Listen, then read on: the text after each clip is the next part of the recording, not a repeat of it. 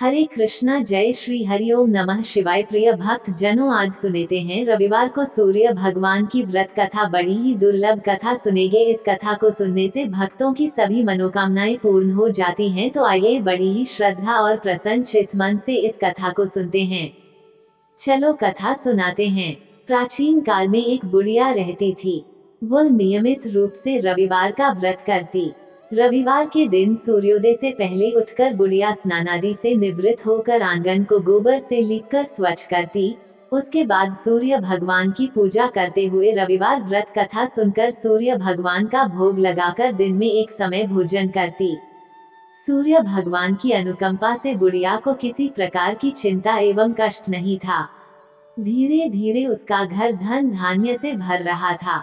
उस बुढ़िया को सुखी होते देख उसकी पड़ोसन उससे जलने लगी। बुढ़िया ने कोई गाय नहीं पाल रखी थी, अतः वह अपनी पड़ोसन के आंगन में बंधी गाय का गोबर लाती थी। पड़ोसन ने कुछ सोचकर अपनी गाय को घर के भीतर बांध दिया।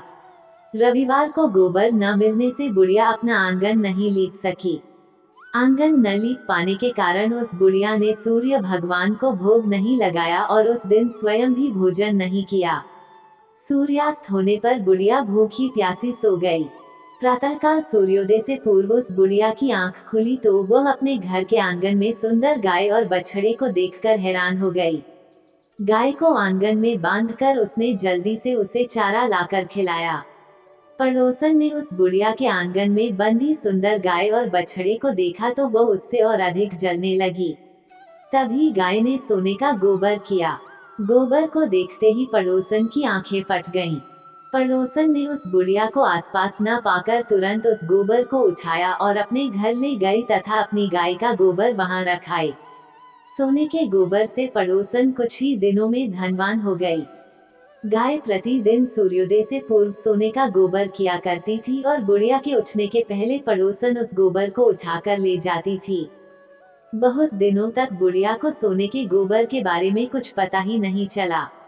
बुढ़िया पहले की तरह हर रविवार को भगवान सूर्यदेव का व्रत करती रही और कथा सुनती रही। लेकिन सूर्य भगवान को जब पड़ोसन की चालाकी का पता चला तो उन्होंने तेज आंधी चलाई। आंधी का प्रकोप देखकर बुढ़िया ने गाय को घर के भीतर बांध दिया। सुबह उठकर बुढ़िया ने सोने का गोबर देखा, उसे बहुत आश्चर्य हुआ। उस दिन के बाद बुढ़िया गाय को घर के भीतर बांधने लगी। सोने के गोबर से बुढ़िया कुछ ही दिन में बहुत धनी हो गई।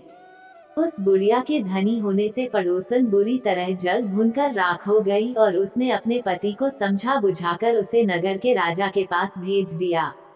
सुंदर गाय को देखकर राजा बहुत खुश हुआ।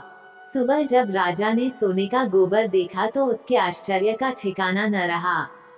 उधर सूर्य भगवान को भूखी प्यासी बुढ़िया को इस तरह प्रार्थना करते देख उस पर बहुत करुणा आई। उसी रात सूर्य भगवान ने राजा को स्वप्न में कहा, राजन, बुढ़िया की गाय व बछड़ा तुरंत लौटा दो, नहीं तो तुम पर विपत्तियों का पहाड़ टूट पड़ेगा, तुम्हारा महल नष्ट हो जाएगा। सूर्य भगवान के स्वप्न से बुरी तरह भयभीत राजा ने प्रातः उठते ही गाय और बछड़ा बुढ़िया को लौटा दिया। राजा ने बहुत सा धन देकर बुढ़िया से अपनी गलती के लिए क्षमा मांगी। राजा ने पड़ोसन और उसके पति को उनकी इस दुष्टता के लिए दंड दिया।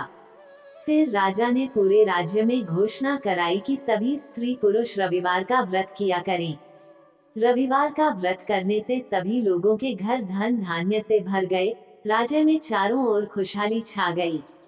स्त्री पुरुष सुखी जीवन यापन करने लगे तथा सभी लोगों के शारीरिक कष्ट भी दूर हो गए।